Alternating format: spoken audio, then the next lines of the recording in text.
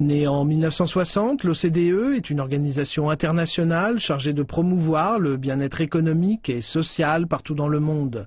Après avoir longtemps fait figure de club des pays riches, l'organisation s'est élargie au fur et à mesure et compte désormais 34 pays membres à travers le globe, notamment des pays émergents comme la Chine, l'Inde ou encore le Brésil. Très influente, l'OCDE sert d'espace de dialogue entre ses membres et les conseille sur des sujets aussi variés que le commerce, l'emploi, les finances publiques, la croissance ou encore l'innovation. À l'occasion de la visite du Premier ministre Li Keqiang au siège de l'OCDE à Paris en juillet 2015, la République populaire de Chine a décidé de renforcer sa collaboration de longue date avec l'OCDE et a accepté officiellement l'invitation de rejoindre le centre de développement. Le centre de développement aide les dirigeants à trouver des solutions pour stimuler la croissance dans les économies des pays en voie de développement. Cette entrée dans le groupe des 48 membres du centre marque une étape importante pour la Chine au moment où elle transitionne vers un nouveau modèle de croissance économique. Cette adhésion devrait également contribuer à renforcer ses partenariats avec les gouvernements et les institutions de pays d'Afrique, d'Amérique latine, d'Asie centrale et d'Asie du Sud-Est. Notre correspondant en France a obtenu une interview exclusive avec le directeur du centre, M. Mario Pezzini. Merci M. Pezzini d'avoir accepté notre interview. Ma première question est qu'on présente souvent l'OCDE comme une organisation cherchant de trouver une solution innovante aux problèmes de développement dans le monde. Et c'est une définition qui vous convient. Vous pouvez nous en dire un peu plus. D'abord, merci d'être venu à discuter avec moi. C'est un plaisir. Oui, l'OCDE, c'est une organisation qui se donne comme objectif d'améliorer les politiques publiques des pays afin d'améliorer la qualité de la vie des citoyens. Or, cela, ça veut dire prendre différents secteurs de la politique publique, tels que l'éducation, l'agriculture, les politiques industrielles et des suites, et identifier quelles sont les meilleures pratiques pour des contextes spécifiques. Parce qu'il n'est pas dit que la même solution puisse s'appliquer à des pays à des conditions complètement différentes. Donc, l'OCDE a créé des comités dans lesquels les fonctionnaires et des fois les ministres de différents pays membres se réunissent pour discuter et pour échanger l'expérience que chaque pays a fait dans sept spécifiques domaines de politique, comme je disais, agriculture ou éducation qu'il soit. Or, ça c'est l'expérience de l'OCDE qui est née en 1961 et qui a commencé à travailler d'abord avec des pays entre les plus développés. Au fur et à mesure que le travail a avancé, sont devenus membres de l'OCDE aussi des pays qui étaient à un niveau de développement plus faible que les fondateurs. On a aujourd'hui, membre de l'OCDE, le Mexique, même un secrétaire général de l'OCDE mexicain, qui est un pays qui est en train d'avoir un essor significatif, mais qui toutefois reste un pays en développement. La Turquie ou le Chili sont pays membres de l'OCDE. La Corée du Sud est devenue membre de l'OCDE dans une phase où était encore un pays en plein effort de développement. Donc, l'OCDE est en train de changer. En juillet dernier, lors de visite historique de notre Premier ministre Li Keqiang au siège de l'OCDE, la Chine et l'OCDE ont décidé de renforcer leur coopération.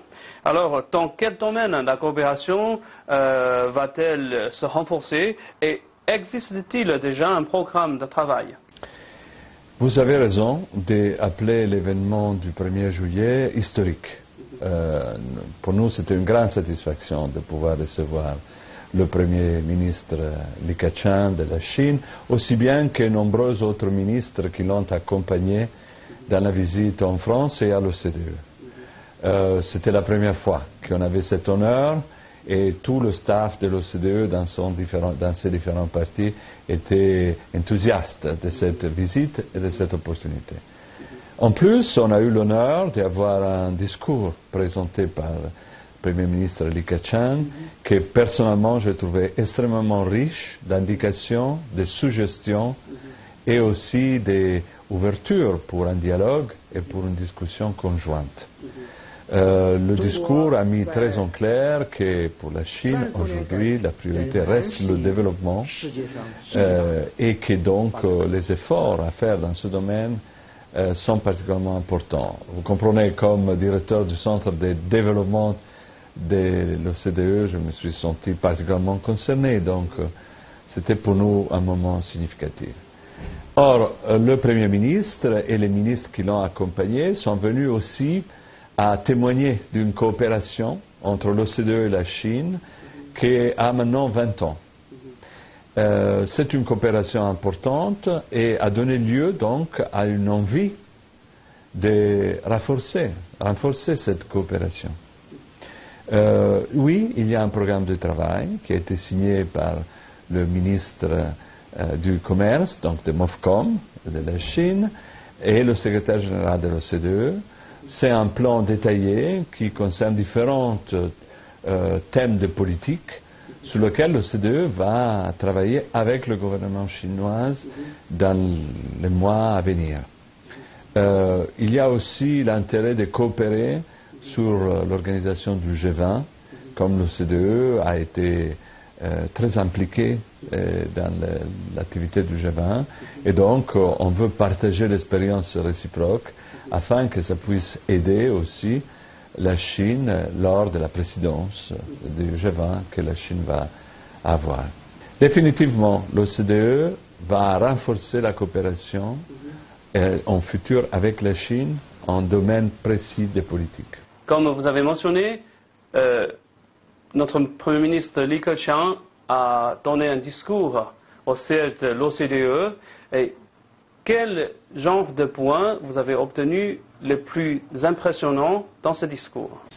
Comme je viens de vous dire, d'abord, je trouvais important souligner que la Chine se considère un pays en développement et bien qu'elle a eu des résultats extraordinaires dans les dernières décennies, elle envisage encore des efforts à faire afin que le développement soit mieux réparti et donc puisse aider encore davantage de personnes à sortir de la pauvreté extrême ou à améliorer leurs conditions de façon que les inégalités qui sont typiques d'un processus de développement puissent rester contenues et donc se réduire au fur et à mesure.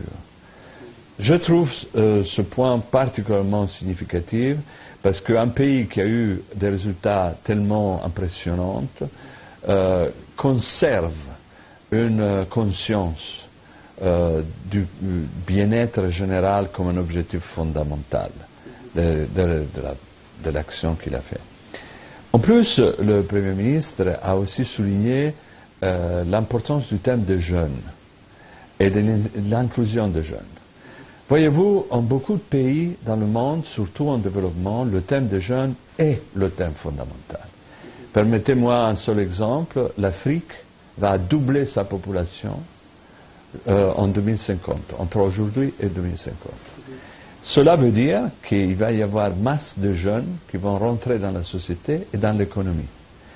C'est une très bonne nouvelle parce qu'à présent, chaque jeune en Afrique doit porter sur ses épaules un ancien. Alors c'est un poids, c'est aussi un avantage, mais c'est un poids.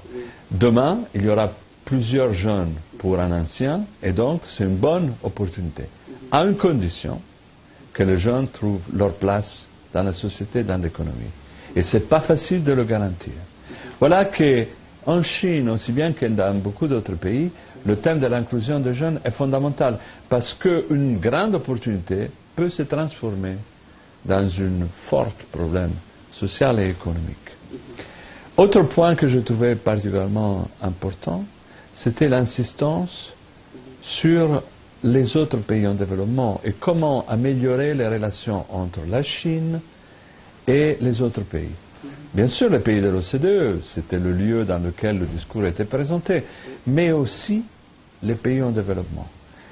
La Chine a été une des grandes locomotives qui a permis l'amélioration de la situation et l'émergence de beaucoup de pays en développement. Mais on est dans une nouvelle phase et donc le temps est venu aussi de se préoccuper de la qualité de ces relations. et de comment améliorer les standards dans les relations de la Chine et des autres acteurs au niveau global. Voilà 3 points, entre autres, que je trouvais particulièrement importants dans le discours du Premier ministre Li Keqiang, qui nous a beaucoup impressionnés, en tout cas moi personnellement. Après 20 ans de coopération avec l'OCDE, la Chine a également et enfin accepté l'invitation de vous de rejoindre le centre de développement de l'OCDE, dont vous êtes maintenant le directeur. Pouvez-vous nous dire en quoi consiste cette structure et quels sont ses objectifs? Le centre de développement est né pour être une table autour de laquelle pays développés et pays en développement, tous avec la même voix, en tant donc que membres, puissent s'exprimer et partager leur expérience sur les actions collectives et les politiques les plus efficaces pour garantir l'amélioration de la qualité de la vie des citoyens, donc ce qu'on appelle aussi le développement. Or, le centre de développement, dans les dernières 20 années, a augmenté beaucoup ses membres. Effectivement, aujourd'hui, on a 27 pays qui sont membres de l'OCDE, qui sont aussi membres du centre de développement, et on a, grâce à la Chine, qui nous a rejoint le 1er de juillet, 22 pays qui sont membres du centre, mais ils ne sont pas membres de l'OCDE. Je parle de la Chine, bien sûr, mais aussi du Brésil, de l'Afrique du Sud, de l'Inde, de l'Indonésie, de l'Argentine et beaucoup d'autres pays. Donc, pays qui ont un rôle très important dans nos économies, qui ont fait, dans beaucoup de cas, des innovations en domaine de politique publique, mais surtout qu'ils ont su faire des politiques efficaces, peu importe si vieilles ou nouvelles, pour garantir une amélioration de la qualité de la vie. La Chine a une histoire de croissance de 30 ans. On a beaucoup d'expérience.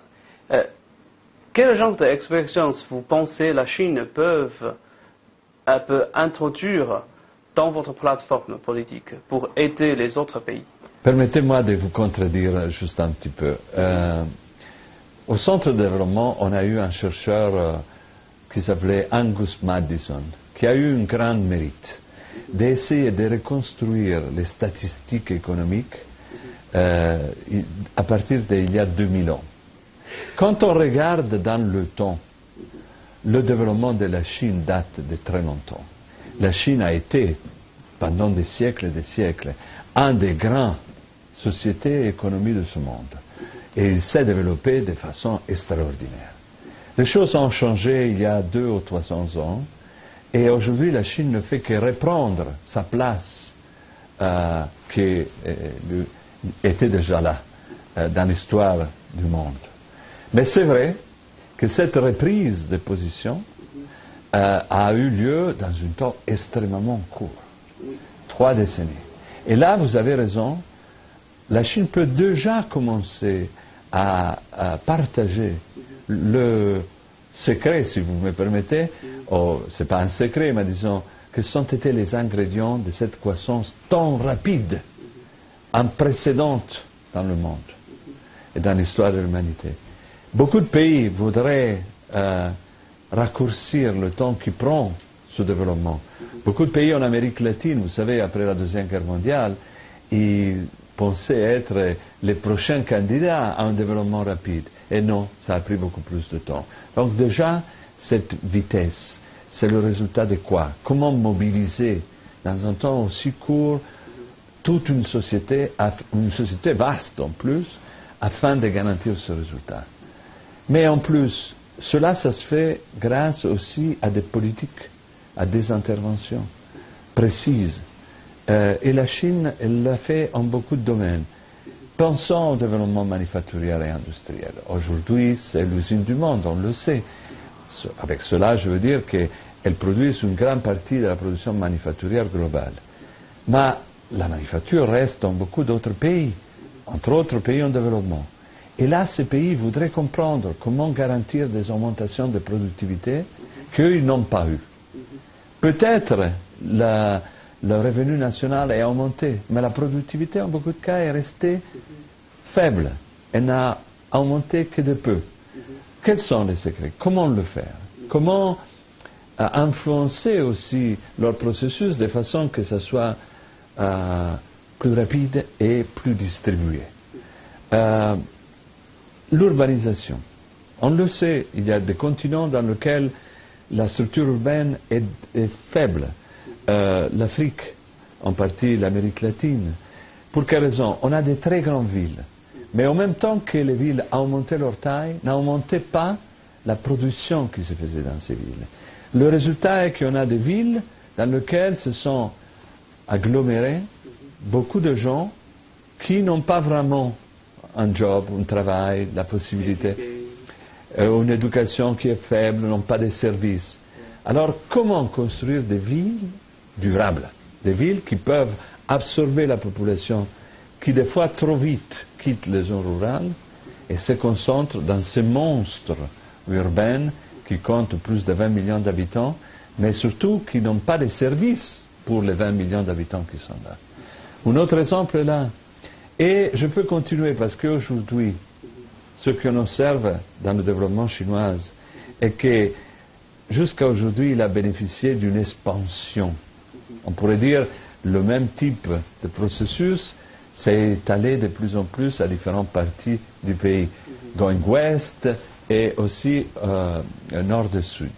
Mais aujourd'hui, on arrive à un moment dans lequel la Chine est aussi en train de changer qualitativement son modèle. Et donc, on voit apparaître des capacités non seulement technologiques qu'on connaissait déjà, c'était la grande différence de la Chine vis-à-vis d'autres grands pays en développement sans capacité technologique, mais aujourd'hui, on voit apparaître une capacité de recherche, une capacité d'innovation, et donc un changement aussi qualitatif du modèle.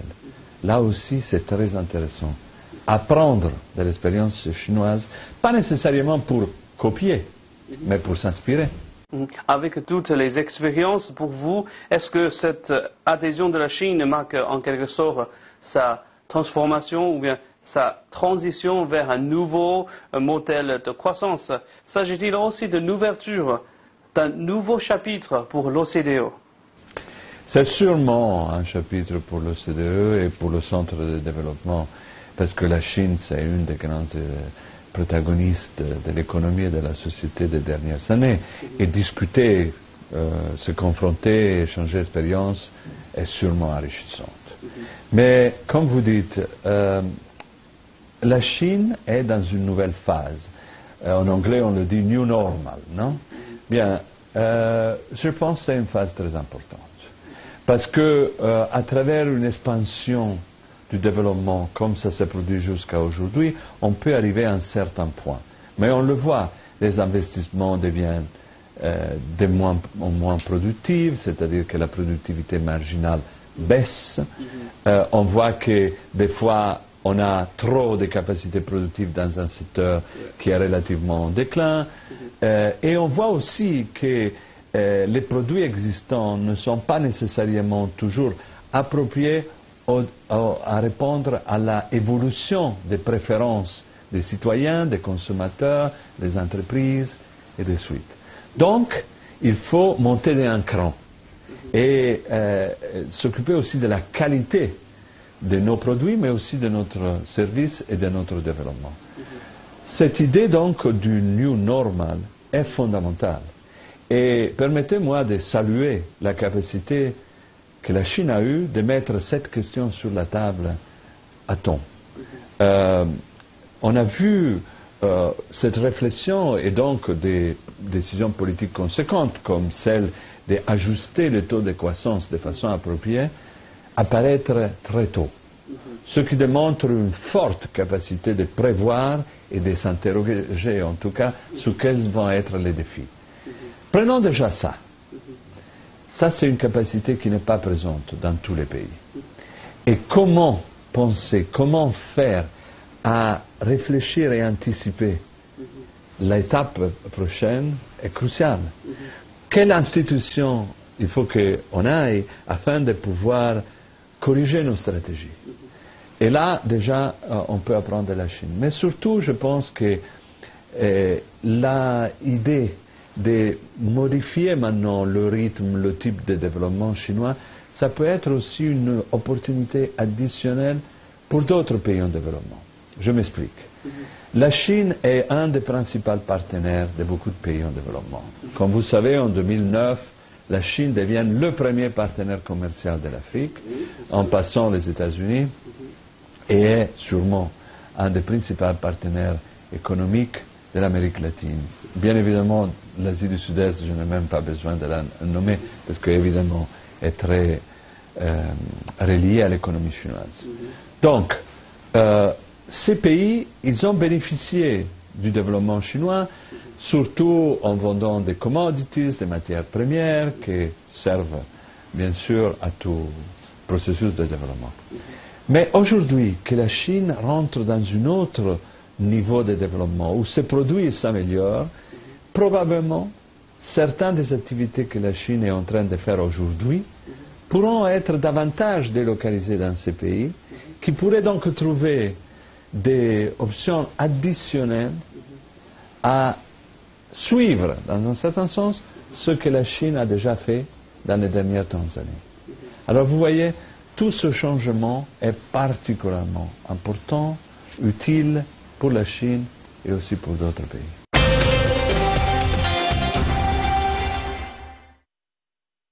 La Chine, qui cherche à rééquilibrer son économie en faveur de la consommation interne et au détriment de l'importation, voit sa croissance ralentir depuis plusieurs années. Au premier et au second semestre de 2015, les chiffres se sont pourtant avérés meilleurs que prévu, avec une croissance chinoise qui s'est stabilisée à 7% sur un an. Si Beijing vante sa politique de réforme structurelle et la nouvelle normalité d'une croissance ralentie après 3 décennies de boom économique, de nombreux experts s'inquiètent des répercussions sur l'économie mondiale si le fléchissement de la croissance chinoise devait se poursuivre. Un atterrissage brutal de la Chine affecterait l'ensemble des économies du globe. Pour éviter un trop sérieux coup de frein, la Chine a engagé plusieurs politiques pour endiguer l'expansion du crédit, lutter contre le système bancaire parallèle, l'endettement des gouvernements locaux, mais aussi protéger l'emploi. La deuxième puissance économique mondiale a également lancé d'ambitieux projets d'investissement eurasiatique, tels que l'initiative Une ceinture, une route, et la Banque asiatique d'investissement dans les infrastructures, qui devrait non seulement permettre à la Chine de contrer le ralentissement de son économie, mais aussi créer un nouveau moteur de croissance planétaire, alors que l'économie mondiale peine toujours à se remettre de la crise financière de 2008. La nouvelle économiste en chef de l'OCDE, Mme Catherine Mann, a récemment déclaré que les turbulences économiques en Chine faisaient peser un risque sur la croissance mondiale. Est-ce que vous partagez son avis? Vous voyez, ça c'est un thème important de réflexion. Quels sont les risques à moyen et à long terme qu'on doit considérer au niveau global? C'est un thème important pour toutes les économies, mais en particulier pour les économies qui ont une responsabilité accrue compte tenu de leur dimension, de leur importance. Donc cela touche à beaucoup de pays de l'OCDE, mais touche bien évidemment aussi à la Chine. Donc les signaux qu'on a observés sur le marché en Chine dans ces jours, oui, peuvent représenter effectivement des signaux d'un risque. Et donc, il souligne davantage la nécessité à une attention accrue au système financier, à son fonctionnement en Chine comme dans le reste du monde. En deuxième semestre 2015, la vitesse de la croissance de la Chine se stabilise finalement et éventuellement à 7%. Qu'en pensez-vous de ça? Vous savez, comme je vous disais d'abord, beaucoup de pays adoreraient avoir ce taux de croissance. Donc, en deuxième lieu, le gouvernement chinois a toujours été assez précis dans ses indications. Quand il avait envisagé un 7,5%, c'était aux environs de ces chiffres. Donc, vous savez, pendant un certain temps, la discussion était est-ce que ça va baisser au-dessus de 7%? Dans nos prévisions, on avait prévu effectivement au centre de développement pour les prochaines 5 années une moyenne autour de 6,8. Donc le fait que ça soit à 7, ça ne m'étonne pas. Moi je pense que la phase du new normal est en train de de prendre place et donc le taux de croissance actuel est tout à fait cohérent avec les objectifs que le gouvernement chinois s'est donné pour le New Normal. Donc je le trouve un signal tout à fait cohérent avec mes expectatives. Récemment, la Chine est montée en puissance sur la scène mondiale. Par exemple, son rôle dans la création de l'AIP et aussi initiative de une ceinture, une route de la soie, la nouvelle banque de développement théorique. Est-ce qu'on se dirige, selon vous, vers un processus de mondialisation de plus en plus inclusif? Je pense que les initiatives chinoises récentes, vous avez mentionné par exemple les banques, sont extrêmement importantes. Soyons clairs, le déficit d'investissement, par exemple dans le domaine des infrastructures, est énorme. Quand on regarde le gap d'infrastructures dans les pays en développement, on peut penser qu'il y a 2 trillions de dollars qui sont nécessaires afin de réduire ce gap. Et aujourd'hui, si on somme la disponibilité financière des banques qui sont chargées au niveau global ou régional pour des investissements en infrastructure, on arrive à bien moins que 100 milliards de dollars. Donc, est évident qu'il y a beaucoup encore à faire et le fait qu'il y a de nouvelles institutions qui rentrent en jeu, ça va aider énormément. Maintenant, pour ce qui concerne donc la participation, la coopération à ces initiatives que la Chine est en train de faire, le Centre de développement est très intéressé à contribuer avec nos moyens, qui sont des moyens d'analyse, des moyens d'échange d'expérience, pour faire en sorte que les pays en développement puissent bénéficier de ces initiatives chinoises. La dernière question. Je voudrais savoir votre propre expérience en Chine. Je suppose que vous avez visité la Chine auparavant. Écoutez, oui, j'ai visité la Chine, je pense d'y avoir fait plus de 15 voyages, oui, plus probablement. J'ai eu la grande chance d'aller au nord et de visiter donc cette région avec des grosses entreprises à l'origine publique. Bien évidemment, je me suis rendu plusieurs fois à Pékin, à Shanghai, et Xi'an, parce que bien évidemment il faut regarder aussi dans le temps et pas seulement dans le présent. Et j'ai visité plusieurs parties de la Chine. Maintenant, quelle a été mon expérience d'émerveillement? Dans le sens que chaque année, je découvrais une nouvelle ville dans la ville que j'avais déjà visitée.